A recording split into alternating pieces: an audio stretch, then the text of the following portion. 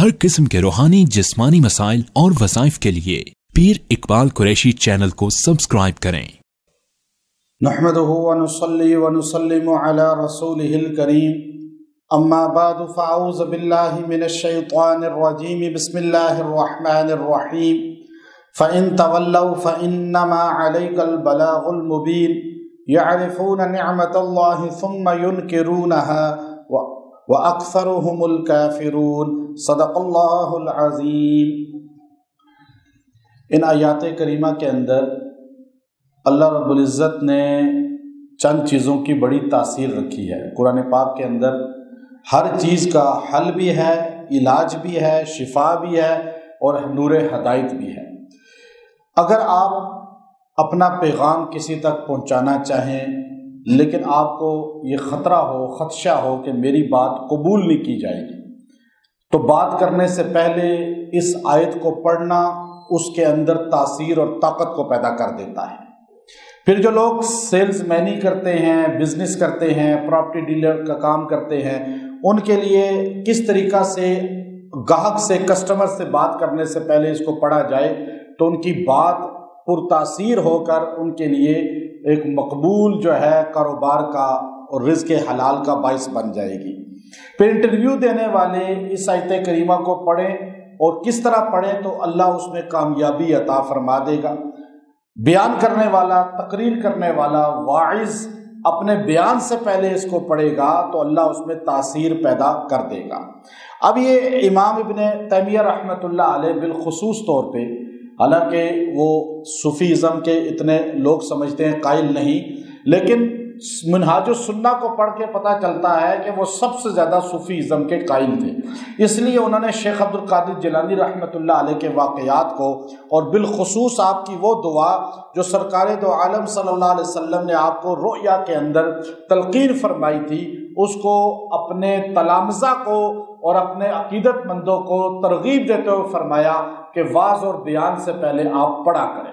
اور وہ قرآنی آیت اور خاص طور پہ یہ جو آیت میں ابھی آپ کو ترجمے کے طور پہ بتاؤں گا کہ یہ عرب کے لوگ جو ہے، امام ابن تیمیہ رحمۃ اللہ علیہ کے جو دو بڑے شاگرد ہیں، امام ابن کثیر رحمۃ اللہ علیہ اور امام ابن قیم رحمۃ اللہ علیہ، اور وہ خاص طور پہ اس کو اپنے ورد میں لاتے تھے واعظ اور نصیحت کے وقت۔ امام ابن جوزی رحمۃ اللہ علیہ کا مشہور ہے کہ آپ جب واعظ کہتے تھے تو لوگ بے ہوش ہو کر گر جایا کرتے تھے، اور آپ کے ہزاروں، 50-60 ہزار بندہ آپ کے بیان میں بیٹھا کرتا تھا، وجد میں آ جاتا تھا، تو آپ اکثر اس آیت کریم کو اپنے بیان سے پہلے تلاوت کیا کرتے تھے۔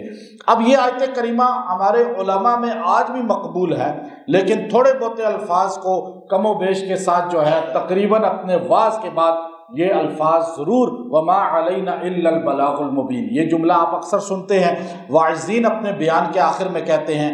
یہاں جو آیت کریمہ ہے، یہ آیت چونکہ ہمارا مقصود پورے قرآن پاک کی تفسیر، ترجمہ، وظائف کی شکل میں امت تک پہنچانا ہے، اور اب الحمدللہ 14واں پارہ شروع ہے اور یہ ایک آیت روزانہ آپ کو بتائی جاتی ہے۔ اب یہاں پر آپ یہ دیکھیے، اللہ نے فرمایا فَإِن تَوَلَّوْا، پیچھے تبلیغ رسالت کا ذکر ہے کہ نبی صلی اللہ علیہ وسلم توحید اور رسالت کا جب تبلیغ کرتے تھے، جو کہ آپ علیہ السلام کا مقصود اور سارے نبیوں کا دعوت توحید تھا، لوگوں کو اللہ سے جوڑنا تھا، تو اس پر آپ بیان کرتے تھے تو آپ کی بات کو ساروں نے قبول نہیں کیا۔ آپ کے بیان کو سن کے، آپ پہ اترا ہوا قرآن سن کے ایک بندہ سنتا ہے تو وہ صدیق اکبر بن جاتا ہے، اور دوسرا سنتا ہے تو وہ ابو جہل زندیق اکبر بن جاتا ہے۔ قرآن ایک ہے، نبی ایک ہے، زبان نبوت کی ہے، لیکن سننے والوں کے کانوں اور دل کی اطاعت کی نوعیت کو دیکھ کر اللہ فیصلہ کرتا ہے۔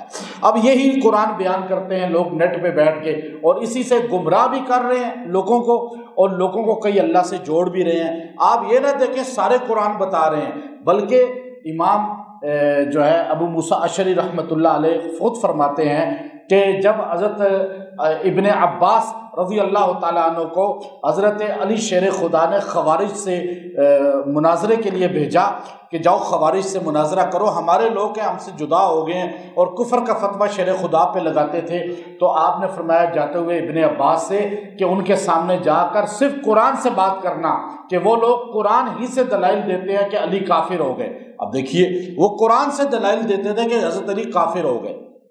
آج اگر میڈیا پہ آپ کو کوئی بندہ قرآن قرآن قرآن اور آپ کو علماء سے اکابر سے اہل سنت سے متنفر کر رہا ہے تو آپ یہ نہ سوچیں کہ یہ بندہ بڑی پیاری باتیں کر رہا ہے، دلائل دے رہا ہے. نہیں، خوارج اس سے بھی زیادہ دلائل مضبوط دیتے تھے، لیکن وہ دنیا کے بدترین لوگ تھے کہ ان میں سے ایک بندے نے حضرت علی جیسے انسان کو شہید کیا، اور حضور نے فرمایا جو علی کا قاتل ہوگا وہ کائنات کا سب سے بدترین انسان ہوگا.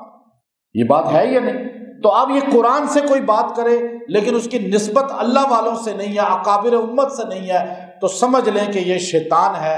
قرآن سے دلائل دینا خالی کافی نہیں ہے بلکہ نسبت بھی ہونی ضروری ہے. خوارج کی نسبت کٹ گئی تھی شیر خدا سے، نبی علیہ السلام سے، اور آج امام ابن کثیر نے البدایہ کے اندر ان کے جو واقعات لکھے ہیں وہ بتانے شروع کروں تو آپ حیران ہو جائیں گے. ان کا تقوی عروج پہ تھا، مشتبہ مال بھی وہ نہیں کھاتے تھے، لیکن قاتل علی المرتضیٰ کے بن گئے، صحابہ کے بن گئے. اب یہاں فرمایا فَإِن تَوَلَّوْا، آپ کی زبان سے سن کر یہ پیٹھ پھیریں، نہ آپ کی بات مانیں، تو آپ غمگین نہ ہونا میرے پیغمبر. آپ کی دعوت، آپ کی تبلیغ، آپ کی زبان، اور یہ نہیں مان رہے، پیٹھ پھیر کے جا رہے ہیں. اب آپ کہتے ہیں جی دیکھو جی یہ اکثر جو ہم دیکھتے ہیں، ایک چیز ہم نے دیکھی کہ رائیونڈ تبلیغی مرکز ہے، اس کے گرد جتنے لوگ رہنے والے تھے بڑی تعداد میں وہ تبلیغ کو مانتے ہی نہیں تھے. اس طرح جو اکثر بڑے بڑے اللہ والے رہتے ہیں نا جہاں پہ، وہاں قرب و جوار میں چلے جائیں اکثر لوگ ان اللہ والوں کو ہی نہیں مان رہے ہوتے، ان کے ہی مخالف ہوتے ہیں. ایسا ہوتا ہی نہیں ہوتا. تو آپ مکے میں چلے جاتے تو حضور کو مکے سے نکالا تو دو جہاں کے سردار کو ارد گرد سارے مانتے ہی نہیں تھے. یہ دلیل نہیں ہوتی کہ نہیں جی یہ نہیں مانتے تو آپ کیسے اللہ والے ہیں، یہ بات نہیں ہوتی. حضور کو غم ہوتا تھا کہ میری بات یہ نہیں سنتے، میرے چچا، میرے بھتیجے، میرے رشتہ دار، میرا خاندان. حضور کو اللہ نے کہا فَإِن تَوَلَّوْا، میرے پیغمبر آپ کو یہ نہ مانے، نہ سنے آپ کی بات، یا سن کے ایکسیپٹ نہ کریں تو آپ نے غمگین نہیں ہونا. فَإِنَّمَا عَلَيْكَ الْبَلَاغُ الْمُبِينُ، آپ کا کام کیا ہے؟ عَلَيْكَ الْبَلَاغ، پہنچا دینا، بلاغ. اچھا بلاغ بولا، بلغ جو ہے آپ دیکھیے بلاغ اور ایک ابلاغ ہوتا ہے. بلغ اور جو ہے بلاغ، اس کا معنی ہوتا ہے ابلاغ بولتے ہیں، ذرائع ابلاغ، ڈاکیا، آپ کا ٹی سی ایس والا، ڈی ایچ ایل والا آتا ہے، کوریئر کوئی بھی سروس آتی ہے، وہ آتا ہے، وہ چیز دے کے چلا جاتا ہے. اس کی بلا سے آپ ہیں یا نہیں ہیں، کوئی اور بندہ ریسیو کرے، اس کو کوئی نہیں کہ آپ اسے قبول کریں یا نہ کریں، آپ اس کو کھول کے پڑھیں یا نہ پڑھیں. وہ آئے گا، دے کے چلا جائے گا، اس کو آپ سے کوئی ہمدردی نہیں ہے، اور وہ ایک بار آئے گا جب اس کو ضرورت ہے، بس. وہ ہے ابلاغ. ایک ہے بلاغ، بلغ یا ایھا الرسول بلغ بلغوا انی ولو آیا، بخاری کی حدیث ہے، پہنچاؤ میری بات، بلغو، پہنچاؤ، ایک آیت چاہے تمہیں آتی ہے، میرے نبی آپ کو جو پیغام دیا ہے اس کو پہنچائیں. بلغ، یہاں فرمایا بلاغ. آپ نے یوں کہنا ہے کہ ابلاغ اور بلاغ میں یہ فرق ہے. ابلاغ کہتے ہیں ایک بار دے کے چلا جائے، بلغ کہتے ہیں ابلاغ وہ کہ آپ نے بار بار پہنچانا ہے، کوئی قبول کرے یا نہ کرے، وہ آپ کو گالیاں دے آپ جائیں اس کے پاس. جیسے تبلیغ والے کرتے ہیں، لوگ گالیاں دے رہے ہیں وہ چلے جاتے ہیں، اور پھر آگے منہ اٹھا کر یہی بات مکہ کا مشرک صحابہ کو کہتا تھا، سرکار دو عالم صلی اللہ علیہ وسلم کو کہتے تھے کہ آپ پھر آگے، پھر آپ آگے. بار بار جاتے تھے ہمارے نبی، وہ گالیاں بھی دیں، پتھر بھی مارے، کوڑا بھی پھینکے. اس کو کہتے ہیں کہ مقرر جو ہے، واعظ جو ہے، وہ اپنے سامنے بیٹھے ہوئے لوگوں کی ہمدردی دل میں رکھے، ان پہ پھینکے نہ بات. آج جمعے لوگ پڑھاتے ہیں جی، جمعہ آ گیا، مولوی صاحب جمعے کے خطبہ دینے شروع ہوتے ہیں، بس وہ تھک جاتے ہیں کہ یہ کیا ہو گیا، لوگ آئیں گے اب جمعہ پڑھانا ہے، بس وہ جلدی جلدی کوئی ادھر سے کہانی سنائی، کوئی ادھر سے سنائی. ان کی بات لوگوں پہ اثر نہیں کرتی. پھر اس پوری مسجد کے نمازی مولوی صاحب کو 40 سال ہو جاتے ہیں اس مسجد میں، ان کو پتہ ہی نہیں ہوتا کہ علی حجویری رحمۃ اللہ علیہ کی زندگی کیا تھی، مولانا قاسم نانوتوی کی زندگی کیا تھی، مولانا اشرف علی تھانوی رحمۃ اللہ علیہ کی زندگی کیا تھی، کیا تھے ہمارے اکابر، کیا تھے ہمارے بڑے، کیونکہ ان کو صحابہ کی زندگی کا بھی نہیں پتہ ہوتا، بس جمعہ پڑھا اور نکل گئے. یہ ہے ابلاغ. مولوی صاحب ابلاغ کا کام کر رہے ہیں، داعی ابلاغ کا کام کر رہے ہیں. نہیں، آپ بلاغ، یعنی آپ ان کی ہمدردی رکھ کے ان کو بار بار بتائیں، ان کی درد کو دل میں رکھیں، وہ ان کے نمازیوں کے جو سامنے بیٹھے ہیں ان کے دل میں اتر جائے گی بات، اور وہ آپ کے قریب ہوں گے، گرویدہ ہوں گے، بلکہ جیسے نبیوں کے لوگ گرویدہ ہوتے تھے۔ تو اس لیے یہ ہمدردی رکھنا، درد رکھنا، اسے کہتے ہیں بلاغ۔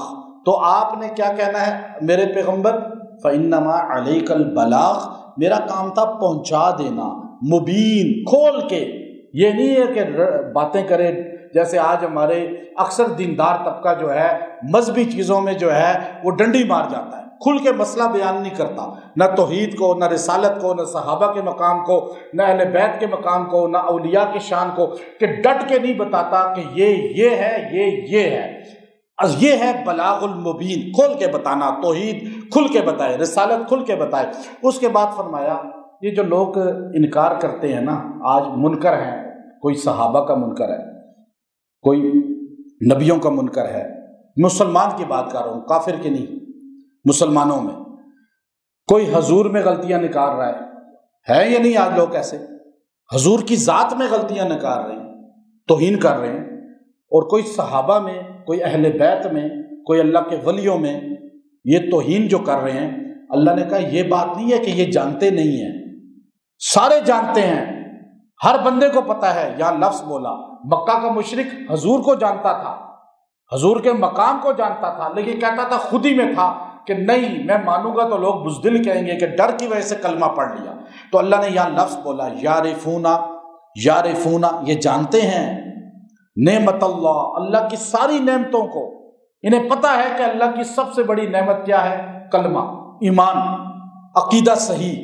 یہ کس کے پاس ہے؟ سب کو پتہ ہے، لیکن آج سارے دولت، شہرت، مخلوق کی آہوا، یہ اس میں کھبے ہوئے ہیں۔ یعرفون نعمت اللہ، یہ اللہ کی نعمتوں کو دل سے جانتے ہیں، ظاہر زبان سے نہیں کرتے۔ ثم ينکرونها، لیکن پھر منکر ہو جاتے ہیں۔ اور اکثرهم الکافرون، ان میں سے اکثر منکر ہو کر کافر ہو چکے ہیں۔ یعنی جو اللہ کی نعمتوں کو پہچانے کہ صحیح رستہ کون سا ہے، صحیح لوگ کون سے ہیں، صاف کہہ دیا ہمارے نبی نے کہ ما انا علیہ واصحابی، جو میرے اور میرے صحابہ کے طریقے پر ہوگا، جو اس سے ہٹ گیا تو اس نے اللہ کی نعمت کا انکار کیا نا، اس کو، اور منکر ہو گیا۔ اللہ کی نعمت اتنا بڑا کہ آپ کو صحیح لوگ مل گئے، صحیح رستہ مل گیا، صحیح اکابر مل گئے، صحیح اللہ والے مل گئے، اور آپ ان کو چھوڑ کر ادھر ادھر کی لوگوں پہ اعتماد کریں جن کی کوئی بیس نہیں، کوئی بنیاد نہیں، جن کی کوئی نسبت نہیں۔ آپ نے نعمت چھوڑ کر کفران کیا۔ اللہ آخر میں کہہ رہا ہے نا، اکثرهم الکافرون، یہ کافر ہو چکے ہیں جو اللہ کی نعمت۔ اور آپ سوچئے جو اللہ کی نعمت آنکھ کی ناشکری کرے اور پھر اللہ کو نہ مانے، وہ کافر ہو گیا۔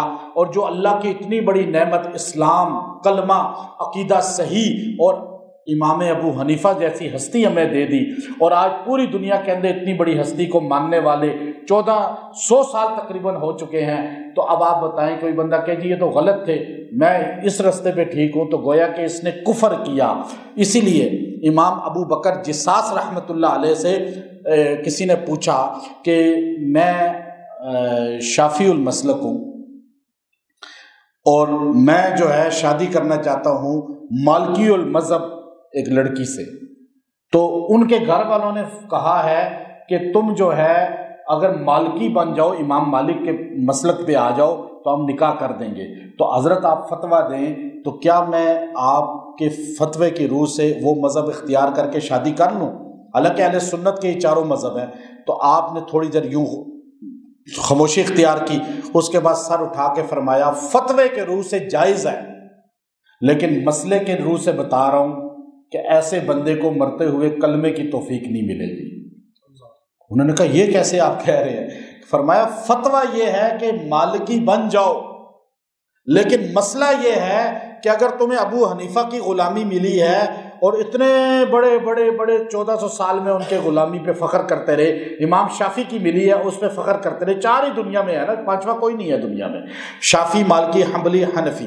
تو کہا تم نے دین سمجھ کے نہیں، دنیا کے لیے اس کو چھوڑا تو تمہیں اللہ تعالیٰ دنیا کی بڑائی دل میں ہونے کی وجہ سے تم نے ایک حق مذہب چھوڑ دیا، اللہ تم سے سب سے قیمتی چیز تمہارا ایمان لے لے گا۔ اس لیے یہ نہ چھوڑے کبھی بھی۔ آپ کو لوگ کہیں گے جی بابے ہیں، بابوں کی باتیں ہیں، نہیں، یہ ہماری ایک بنیاد ہے، ہماری ایک بیس ہے، اور ہم اس پر قائم ہیں جس پہ ہمارے بڑے 1400 سال قائم رہے، اور انشاءاللہ قیامت تک سارے اسی تسلسل میں قائم رہیں گے۔ اب یہ آیت جو ہے مقرر تقریر سے پہلے صرف ایک بار پڑھیں، اگر آپ کہیں ڈیلنگ کر رہے ہیں اس سے پہلے ایک بار پڑھیں، اگر آپ کہیں امیگریشن میں جا رہے ہیں ایک بار پڑھ لیں، خالی سینے پہ پھونک دیں۔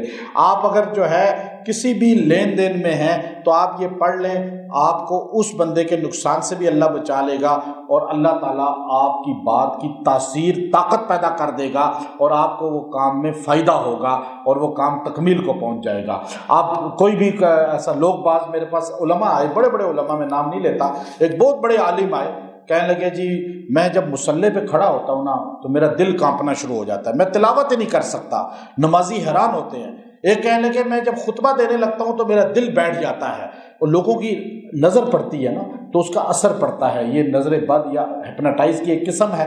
تو میں نے ان کو کہا کہ آپ یہ آیت پڑھا کریں، آپ خطبے سے پہلے، نماز سے پہلے، جب آپ کو لوگوں میں بیان کرنا ہو، کوئی بھی مجمع میں جا کر کوئی کام کرتا ہے، جیسے کرکٹر کرکٹ کھیلتے ہیں، ان پر بھی اثر پڑتا ہے۔ اکثر میں پہلے بھی کہا تھا، ابھی ایک کرکٹر آیا تو میں نے اس ٹورنامنٹ سے پہلے، چند دن پہلے، اس کے شروع ہونے سے پہلے میں نے ان کو کہا تھا ہپناٹائز ہو جاتے ہو، بڑے بڑے جوگی آتے ہیں اور پنڈال میں بیٹھتے ہیں اور وہ تم پر ہپناٹائز کرتے ہیں اور تمہیں وہ ہرا دیتے ہیں، آپ لوگ تیاری ہی نہیں کرتے اپنی، آپ بے شک اپنے آپ کو بڑا فن خان سمجھیں، وہاں ایسے لوگ آتے ہیں جادوگر جو وہاں بیٹھ کر صرف نظریں جماتے ہیں، اور ہمارے کرکٹر جو ہے ان کے اوسان خطا ہو جاتے ہیں، وہ جیتے جیتے ہار جاتے ہیں۔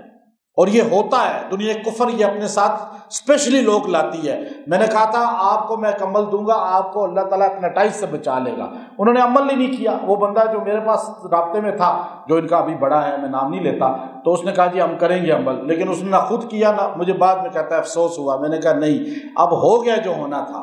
اس لیے یاد رکھیں یہ آیت آپ نے پڑھنی ہے ایک بار کم سے کم، اور اگر آپ نے کسی سے بات منوانی ہے تو اس آیت کریمہ کو روز 70 بار پڑھ کے دعا کریں، آپ کے 7 دن میں وہ مسئلہ اللہ حل کر دے گا۔ آیت ہے 82 اور پڑھنا یہاں سے ہے، سورہ نحل کی 82 آیت، فَإِنَّمَا عَلَيْكَ الْبَلَاغُ الْمُبِينُ فَإِنَّمَا عَلَيْكَ الْبَلَاغُ الْمُبِينُ، اور اتنا آپ پڑھتے رہیں، انشاءاللہ اس کی تاثیر ملے گی۔ وآخر دعوانا الحمد للہ رب العالمین۔